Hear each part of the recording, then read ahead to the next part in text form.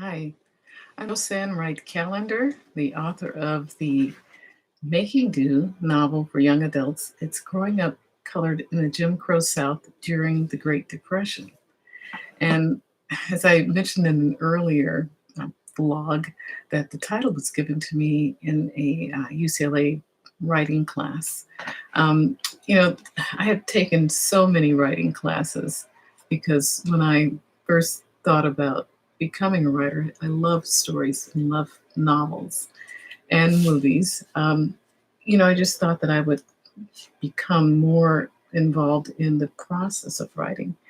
And I took a class with one of the writers that in the Hollywood area, John Ricci, who is well known for novel writing. And I didn't know how to write a novel, so that's why I was taking these classes, because I said I've taken so many screenplay classes, but I never really thought that novel writing would be that different. Okay, so I didn't know.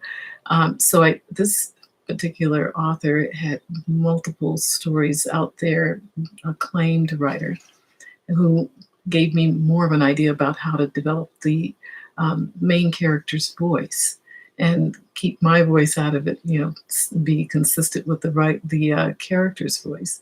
And then the second class that I took was on memoirs, and that was Anne Edwards, because I started writing this as a direct biography of my mom and dad. But as I got into the process, I felt that, well, I asked my mom, I said, Mom, I'm going to have to make up a lot of things to make this into a story with you being in high school. And she said, that's okay, because I can't remember what happened back then. So, you'll have to do what you have to do. But as I started novelizing their experiences, I just came to the conclusion that this should be a fictional account. And then I'm not toggled to specifics, and I can explore some of the themes that really were yelling, speaking to me during the process. One was, of course, there's a racial concept of the Jim Crow South.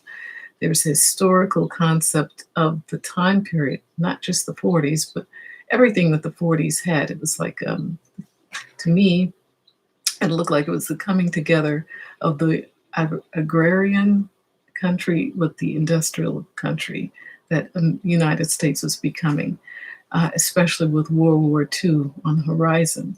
The industry had to ramp up from the railroad industry and through, making cars on the assembly line to making ships and tanks and airplanes, for war. So, all of this was happening at the same time. And Bessemer was known for its Bessemer steel. So, there were a lot of concepts. But as I said, and I'm getting off the topic, this is really like off the top of my head. I didn't write many notes on this particular blog, but I wanted to let you know that there's an update on the banner. So I don't know if I'm going to be showing this particular banner, or maybe I'll just show part of it and block it with my head because I had a meeting with my attorney, and we're going to keep Tuskegee because that is legacy of my family as well as a lot of other African Americans. My uncle was a Tuskegee Airman, and after talking with my sister, I was saying, maybe since so many people are putting the Tuskegee word out there in their titles, it's taken, and maybe I'll have to change. She says, no, that's part of our legacy too.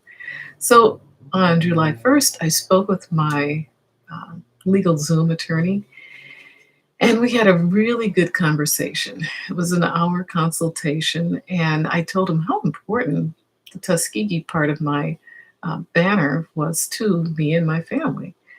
And he brought something that, of course, the attorney would know more than I did, but I had thrown out an idea, and he said, well, you know what, you've gotten out that noun that you have in your title, along with Tuskegee, isn't as strong as it could be. And you're going to run into some other books or novels that might have that same wording.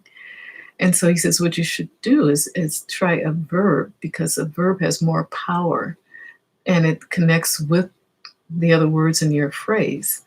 And I had no knowledge that nouns were not seen or seen as weaker than verbs. So I cannot give out the new banner until we get it locked in, but it will have a verb in its banner in that particular logo and trademark. So that was the first thing. Verbs, action words really connected with me because this is a book that I hope that students, young adults, and older adults will take action on some of the concepts of how do we look at each other?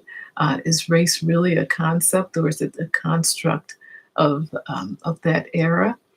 Because there are a lot of books out there that are talking about how the racial tones, the racial significance was brought to bear primarily during the Reconstruction period, um, looking at the legacy of our history because a lot of youngsters aren't being taught history.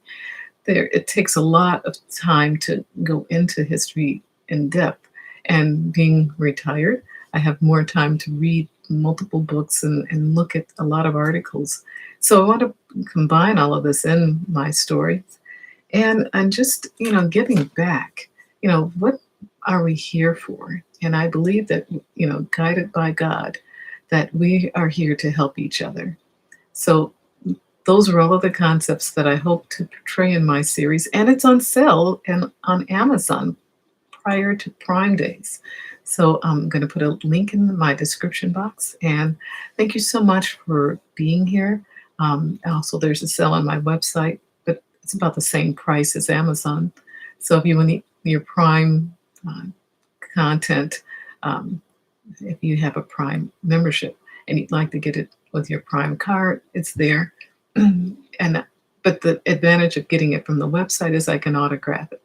So take care. I hope you have a wonderful day. This is a little bit longer than I had anticipated, but had a lot of things that I wanted to share with you, and probably more to come next week. Thank you so much, and have a great day. Bye bye.